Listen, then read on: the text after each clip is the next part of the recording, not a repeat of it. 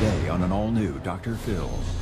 My 16-year-old stepson is in a gang. One of the most gripping. I've seen people die, people kidnapped. Never thought that would be my son. Most revealing episodes ever. You've mugged people. Yes. How do you feel good about that? I don't feel good. I just felt in control. Young and privileged. They have completely brainwashed you. And in a deadly gang. You said the only way getting out is dead. That sounds like you're all in. I am all in. Why do you care about them more than us? I'm going to ask a question I have never asked a teenager before in my entire life. Have you committed murder?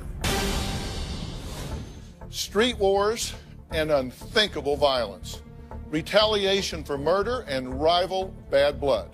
Drug dealing and human trafficking. Sounds like I'm talking about a plot line for a Hollywood movie, but trust me, this is no feature film. This is real, and it's happening a lot closer to your home than you might think. I'm talking about the day-to-day life of nearly 30,000 gangs throughout the United States with close to 1 million members. Now, parents, don't fool yourselves in thinking that just because you live in a nice suburb, your children are safe. Because nearly 20% of these violent and dangerous gangs are in small and rural suburbs just like yours. Now, later in the show, we're going to meet a young man who at just 14 years old was caught up in a deadly street gang. His story is so unbelievable, it really was turned into a movie with the characters played by some of Hollywood's biggest stars. But first, 16-year-old Bill's parents fear for their son's life ever since he joined a gang affiliated with one of the most dangerous and violent groups in the country. Take a look. My 16-year-old stepson, Bill, is in a gang. When I first found out that Bill was in a gang, I couldn't believe my ears. I never thought my son would become a gangbanger. It was like somebody shot me in the heart. My stepson's life in the gang is horrifying. Bill told me that he was selling drugs for the gang. He has robbed people at gunpoint. He acts as an enforcer. He uses his size to intimidate rival gang members and keep them up. He thinks his brothers love him, but they're just using him. He believes that they are his family. I've told Bill they're grooming you, manipulating you, but they'll kill you just as soon as they'd shake your hand. He tells us, I'm gonna do whatever I want. Nothing you say makes a difference. I'm gonna be in this for life. And he tells me, I'm not afraid to die. If I die, then I die. He told his grandmother that they ran into a rival gang and that one of the guys shot at one of the other guys and that they just took off running. There's talk around town. The rival gang saw Bill there because he is white and sticks out like a sore thumb and that they were looking for him. That's when I started sleeping with the guy next to me. I am terrified we will be killed because they know where we live. We were always close, and I don't know what happened or how this all came about. I feel helpless. It's been very dramatic change in the past year. He was doing great. He was getting good grades, but this gang has brainwashed him and taken over. I love him like a son. I can't imagine the guilt I would have if I didn't do everything I could to save him. There's only two ways out of the gang. It's blood in, blood out. You don't get out alive. Tell me, how concerned are you guys about where this young man is headed? I feel like he's gonna die or end up in prison for life. Are you as concerned as his stepmother and his father are? Of course. That's my baby boy. Right. What went wrong here, Dad? I really don't understand what happened. He was on the honor roll list at his high school.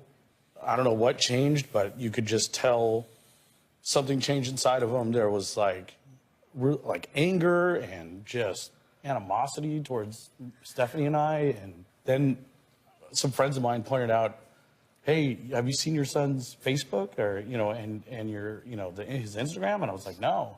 Started seeing pictures of his certificate for his honor roll with money and marijuana paraphernalia all around it, and saying like, look what I can still do what I want and still be successful. It's been said that in the absence of true leadership, people will follow anything or anybody. Right. Has there been an absence of leadership here? Have you failed to step up and lead this boy? I guess somewhere maybe I did. Let me ask you, do you believe that he's doing what he says he's doing? Do you believe he's in a gang? Absolutely. Have you talked to him about it? Of course. What do you think he's done? I talked to him yesterday for about 2 hours, and I asked him point blank, what have you done? And he says he's robbed homes when people aren't there. I asked him about the gun. He said the gun was for protection.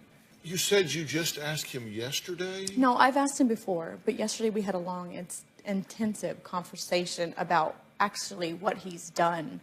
What he's saying is that he is a full and active member of one of the 10 largest gangs in the United States. Yeah. Well, their son Bill is here. But before we meet him, listen to why he says he would kill, die, or go to prison for his brothers in the gang. There is no mistaking that I am a gangbanger, and everybody knows who I am in the city. I am highly respected in the gang. I am known as someone who will get down at any time needed. When I'm with the gang, we're all flamed up, wearing the same colors. Flash people our guns so that they see that we are strapped at all times. People know that we are about the business. We run the streets. That means people in our gang are on the corner selling drugs, or we have our gang member females that are out prostituting. We're the ones making the money in our area and nobody else is. Nobody else is allowed. Sometimes we will mug people, jump people.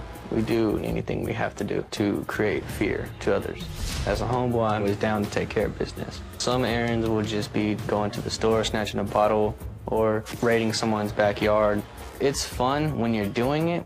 I've seen people die. I've seen people be kidnapped. The nastiest thing I've ever seen is someone play with somebody else's brains because they were so mad. Picking it up, smacking it in their face after the person's dead. Like just picking up the brains and just smacking it on their face. On their face. It's nasty. I've seen my brothers kill people. I want to be that badass, I guess you would say. I have that ego of being the hardest person in the world. I'm gonna die a soldier in this war. I'm curious what the three of you think about what you just heard him say. I was shocked again. Never thought that would be my son. Says he's been at the presence of a murder where they took out somebody's brain and slapped it around. I hope he's lying. And then urinated on him. I hope he's lying. Are you lying? Unfortunately, I'm not lying. You're not lying.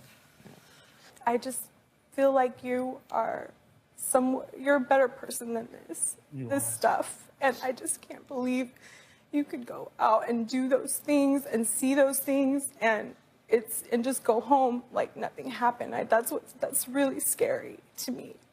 Why have you chosen this way to be in this world? Everybody has a way of being in the world. Why have you chosen this way? Why is this what you picked?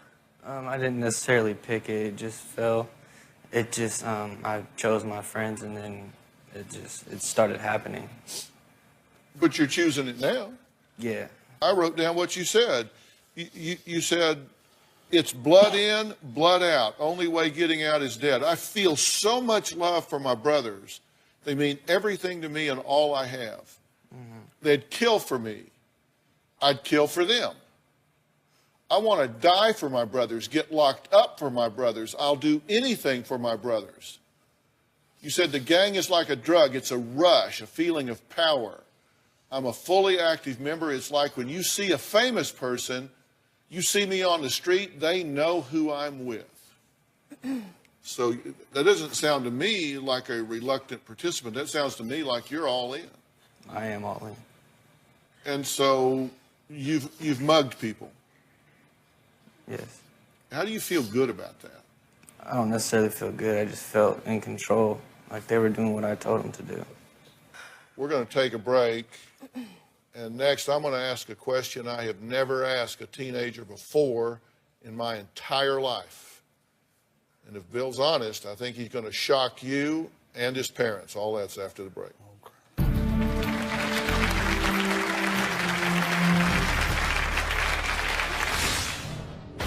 Have you committed murder? Tomorrow on an all-new Dr. Phil. You both love the same guy. An obsessed love triangle. You said she's a fat lesbian alcoholic. Yes. And you say she's a psycho. Most definitely.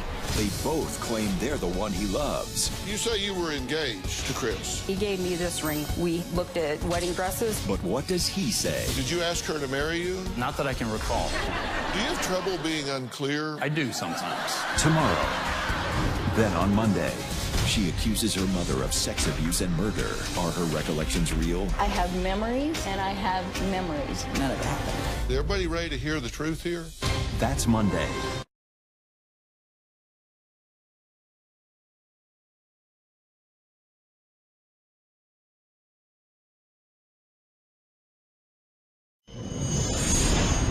I've seen my brothers kill people. You always wonder what's going on in their mind. Watching someone get hurt or beaten is like watching a movie. You're not feeling the power, and you're not feeling the adrenaline rush that the other person is feeling. Now, 16-year-old Bill says that as an active gang member, he's seen it all. But I don't want to talk about just what you've seen. I want to talk about what you've done. Have you committed murder? I've had to commit murder before. You've had to commit murder before. Yes. So tell me what happened. Well, the person wasn't cooperating, and I needed to earn my first stripe. So they handed me the gun. So I did what I had to do. Which was? Shoot him How many times did you shoot him? 3 or 4 times till the gun jammed. This person that you shot and killed was how old? Younger than me, in 8th grade.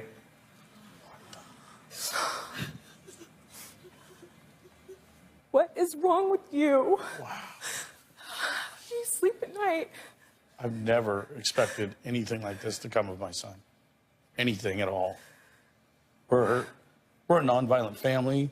I mean, I raised you not violent.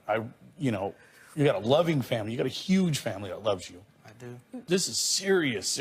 I didn't realize how broken you are. This- I mean, I knew it was bad, but I didn't realize that it was at this level. And I mean, this kid had a family too, Yeah. His parents, or her parents, were waiting for them to come home. Mom, what do you say about this? Disappointed. Angry inside. I'm angry because it's just not something that he's been loved all of his life. We may not have been together, but we've always been here for you.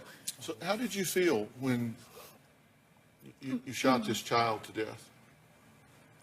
I felt like a different person. It's when I basically took a foot into hell. I went head first into hell. And I instantly after that, it was hard still, but after a while it just became a part of the streets, a part of the lifestyle.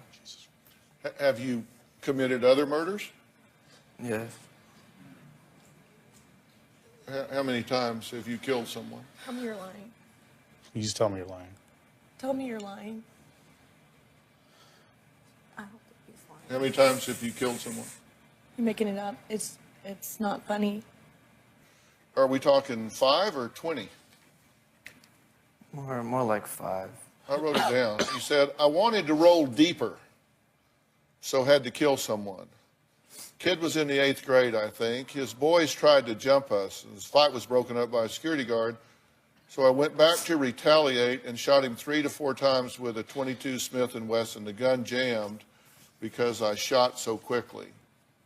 It was such an adrenaline rush. I felt like a monster, had a demon inside me, like someone took over my body.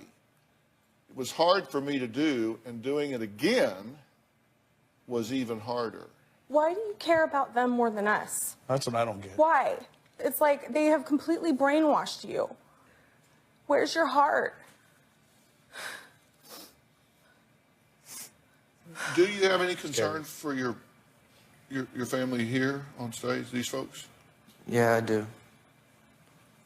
What do you think that they're more at risk because of your behavior than they would be if you weren't doing what you're doing? I put them in danger.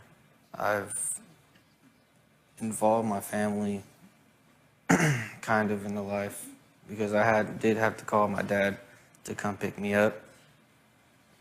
And because the gang was sleeping. Those are your brothers that are taking care of you. I'm going to sleep while you get jumped, and then you can sleep on my garage floor. Well, do you think he's in danger? Oh, yeah. Yeah, I know. It's only a matter of time. He'll be dead. He'll be dead probably in a year, acting like this, doing these things. Well, just so you know, Or maybe us too. Yeah. your chance of dying by murder, if you're in a gang, are 60 times normal. Oh, yeah. 60 times higher risk of getting killed if you're in a gang than if you're not.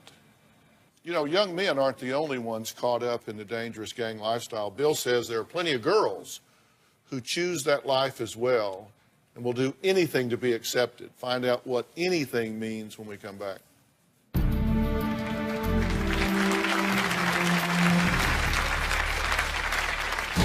You could just walk up to a girl in the gang and ask her what you want. It was her duty to give it to you. That could range from sex to burglary to murder. The idea of him having a gang baby, a baby raised up in this awful lifestyle, is just too much to bear.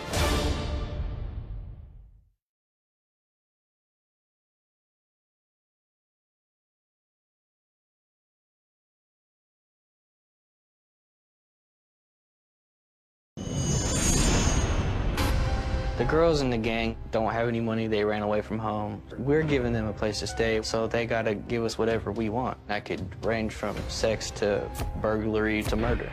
You could just walk up to a girl and ask her what you want. It was her duty to give it to you. Reading some of the text messages, I found that there was a girl who would hang out with the gang who performed sex with guys from the gang. It's exciting your first time.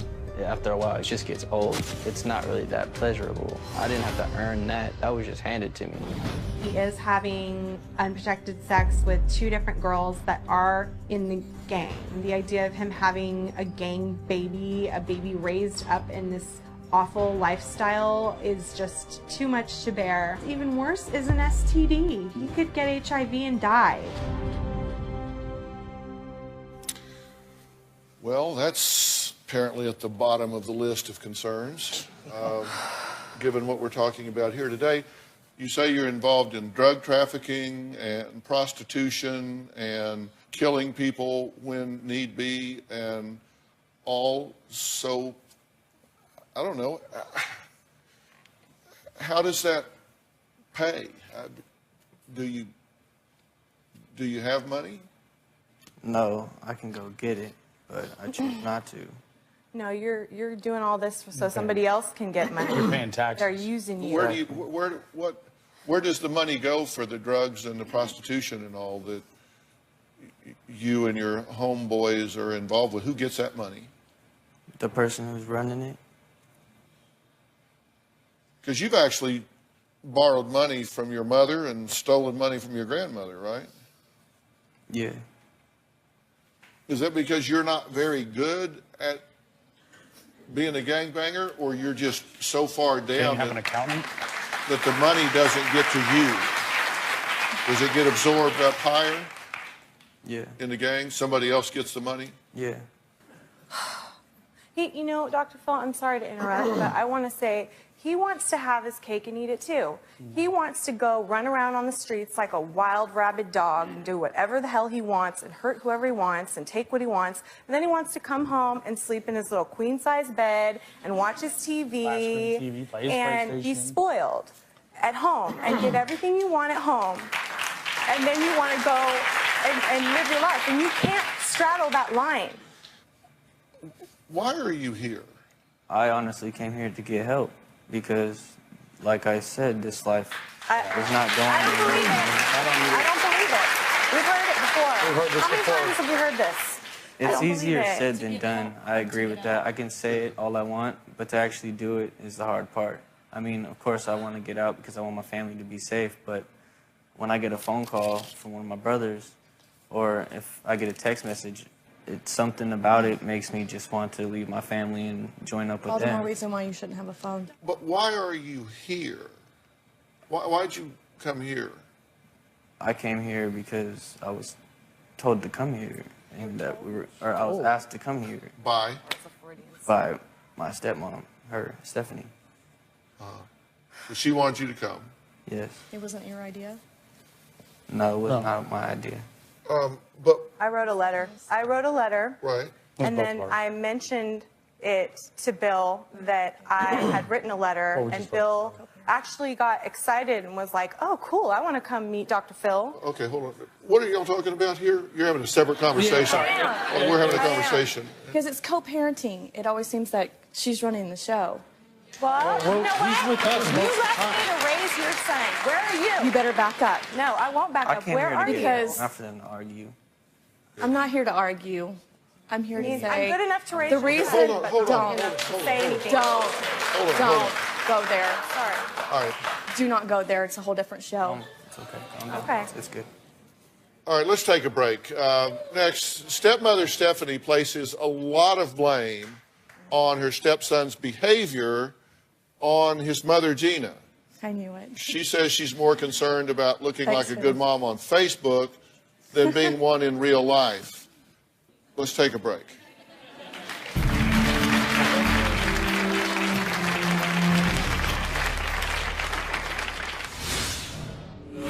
I place a lot of blame on Bill's biological mother, Gina.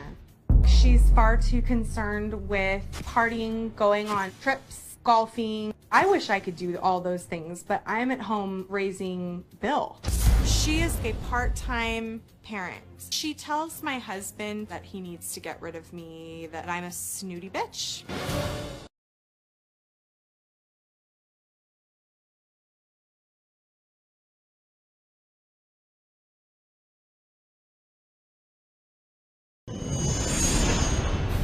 My husband, Jeremy, is a pushover. He doesn't know how to say no to Bill. Jeremy's tactic is to almost avoid or deflect, which is something that I believe has to change. I want Jeremy to stand up and put his foot down.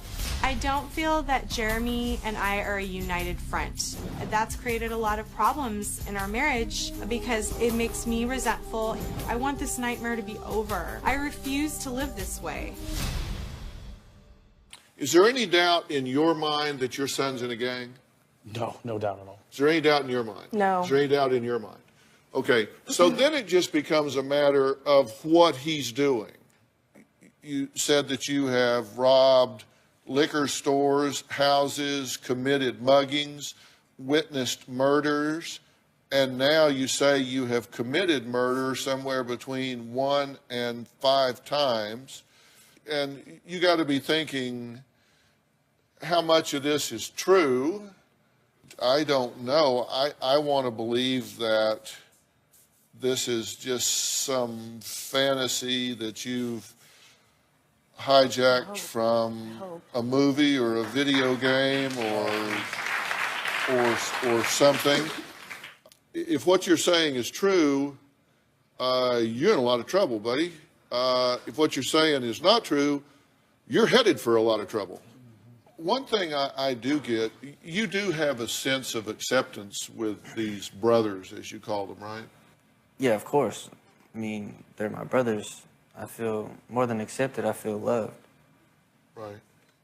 Well, you said there were 3 outcomes, hospital, prison, or a coffin. Yeah.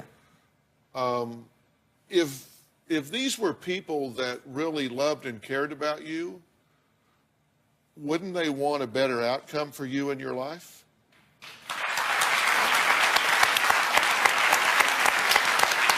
And if you really loved and cared about them, wouldn't you want a better outcome for them in their life? So, I mean, all of you are going to wind up either dead or in prison, right? I mean, you may make a few stops at the hospital or the doc in a box along the way to sew up here and there, but you're going to wind up either dead or in prison. That's what happens. Yeah.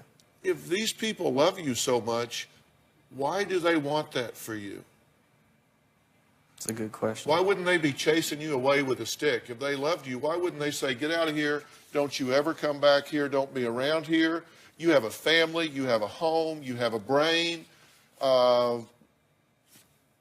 you have a future. Get away from us, because this is a dead-end street. Why wouldn't they chase you away? I guess because they really don't love me. It's just you think.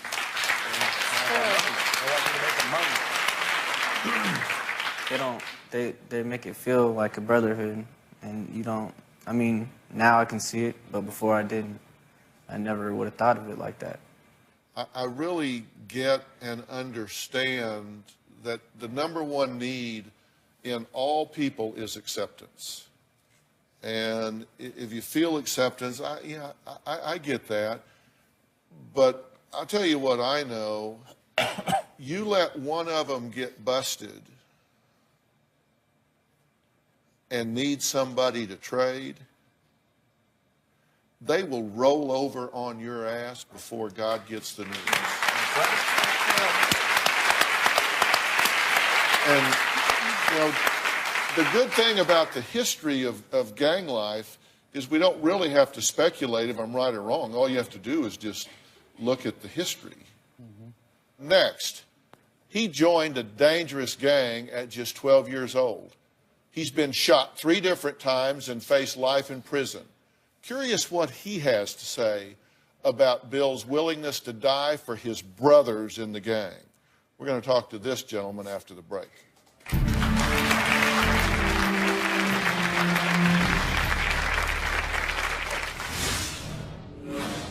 I was around 12 years old when I joined the gang. First it was just fighting, and then it escalated to stabbings, and the guns came, and it just became a war zone.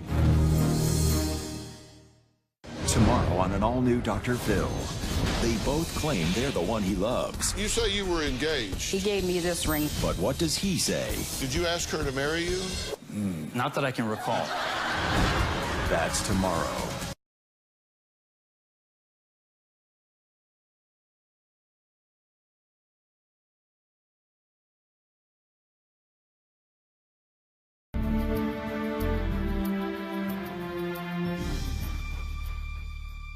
When you hear the words street gang, you may immediately think about grown men committing heinous crimes against rivals and sometimes innocent victims. But sadly, nearly 40% of these violent offenders are under 18 years of age.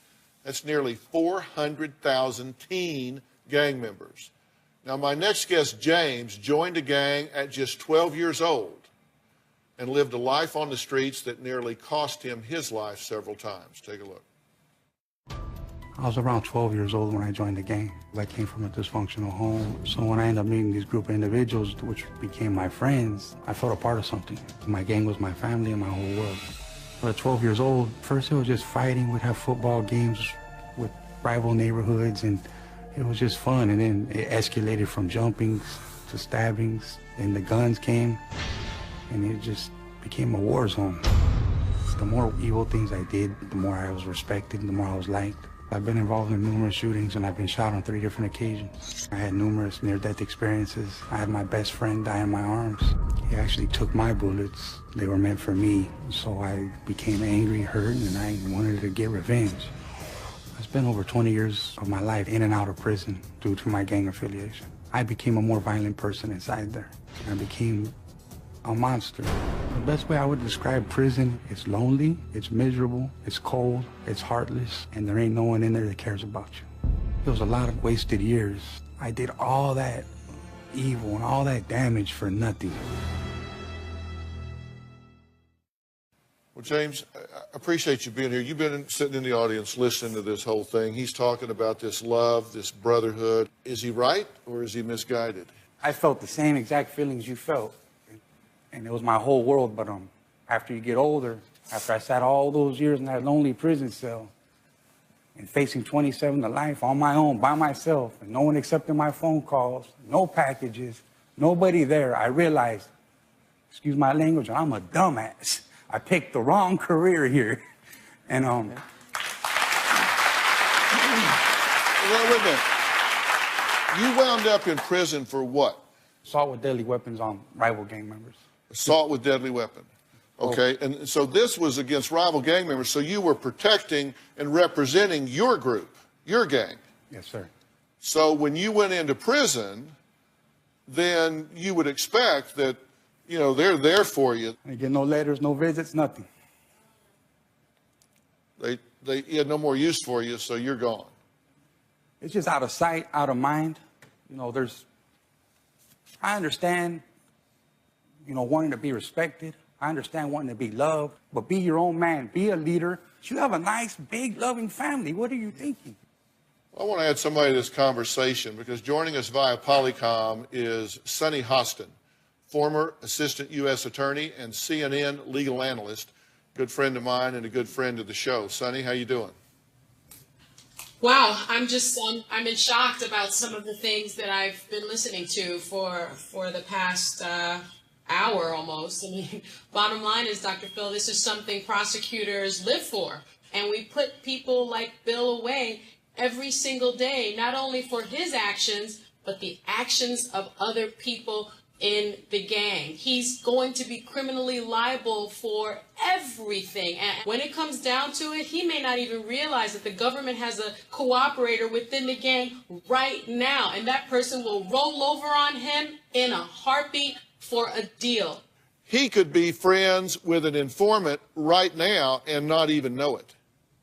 No question about it. I don't even think Bill really realizes the type of trouble he's in, what he's looking at. There's no love between these brothers. There's no love at all.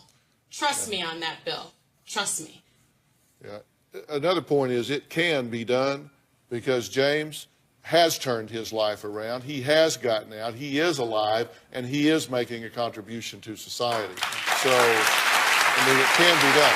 All right, Sonny, hey, listen, thank you so much for weighing in on this. All right, next, his shocking and gritty gang story became an inspiration for a new movie filled with some of Hollywood's biggest names. We'll meet him after the break.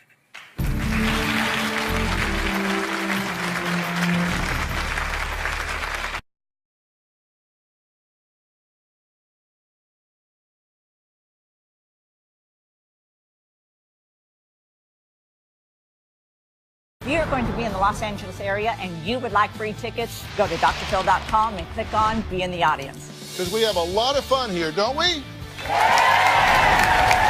can call 323-461-PHIL. James Burns ran away from home at just 14 years old, joining a violent gang, committing violent crimes that ultimately landed him in prison. The story of his life was so interesting that filmmakers approached him and adapted his journey as a young man into the movie titled Jamesy Boy, with the characters played by some of Hollywood's biggest... Wow. Now, I'm sorry that you were the inspiration for this movie. You've been in and out of institutions since you were 6 years of age, right? Yes. You joined a gang at 14. Were you a runaway at that point? I was. Why? What pushed you out of the home? You know, at the time, I think I felt like the streets cared more about me than my family, but that's simply not true. I came from a broken home. I grew up with a single mother who tried her hardest to save me. Yeah. What do you think when you hear Bill's story and hear him talking about this and this love and brotherhood? And I think that Bill's living in a fantasy world. I think that when reality hits you, you're going to fall to your knees and you're going to have nowhere to turn to. I want to play another clip from this movie. And I got to tell you, there is a scene in this movie that James says is very accurate, where James' character, played by upcoming actor Spencer LaFranco, earns the trust of Rock, the leader of the gang. Wow.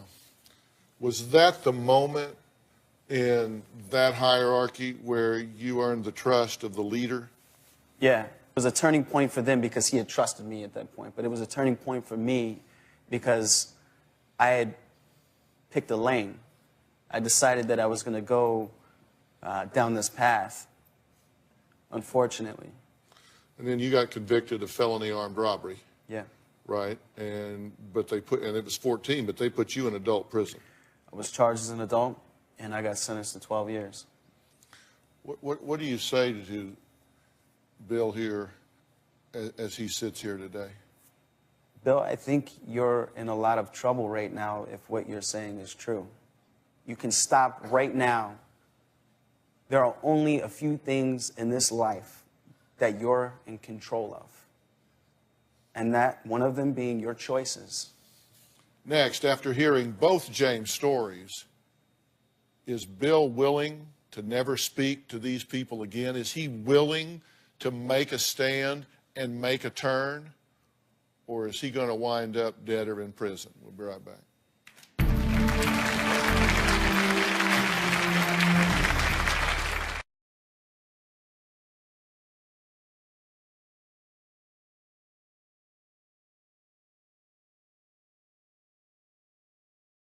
Every situation needs a hero. Step up and be that for your child. If you're having trouble with a son or daughter and feel like you're running out of options, visit drphil.com to get 11 seasons of parenting advice. You can access articles, video, and action plans to help you be the best parent you can be. Clearly, whether what he says is true or not, whether he's murdered people or not, or whether he's been accessory to murder or whatever, I'll guarantee you, if he's involved in this gang, there are a list of felonies that can be brought to bear on this young man. And as parents, you need to understand, he's told you what you wanted to hear before. He goes home, the phone rings, he'll answer it, and be right back out there. You know it, you know it, and you know it. Don't let that happen. I'm going to offer you an alternative. I asked Dr. Matt Polachek to be here today. He's sitting right there. Raise your hand, Matt, so I can see you real quick. He's the program director for the Center for Discovery, which is a structured therapeutic residential treatment center.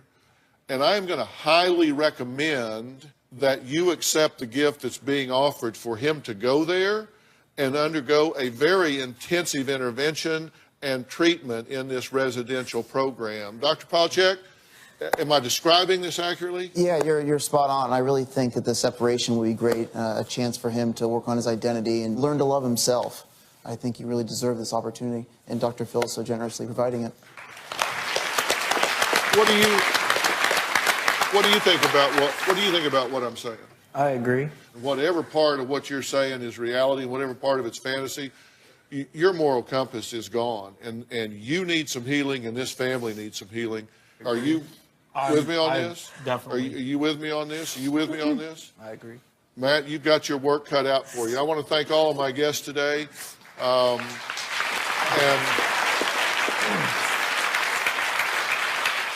a special thanks to James for sharing his story. James, thank you for sharing your story.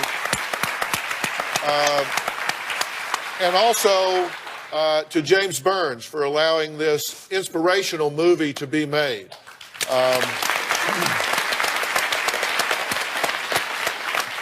Jamesy Boy is in select theaters right now, and I am writing you a prescription. And listen, there's some language in this movie, I get that, but this is one you may want to watch with your kids. You may want to just say, you're going to have to earmuff during part of this, but I want you to see the reality of the choices that you can make out there. This is a well-done movie. I think it is worth finding. I think it is worth watching. Special thanks to Matthew Polachek and the Center for Discovery for their outstanding ability to help troubled teens and their families and to helping Bill and his family.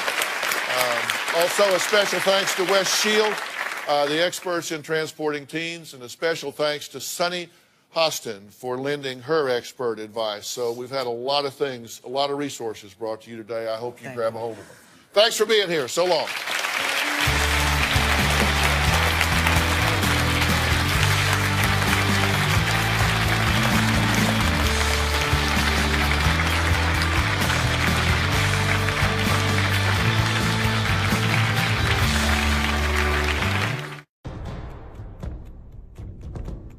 After the show, the district attorney's office in Bill's hometown was notified about the homicides he claimed he was involved in, and they opened an immediate investigation. As I said in the show, I was skeptical about these claims and suspected Bill might be fabricating these stories from possibly watching movies or playing violent video games. We cooperated with the district attorney's office, and they recently notified us that after a thorough investigation, they found absolutely no corroboration for Bill's claims. Bill accepted my offer for help after the show and is currently working to better himself as a young man.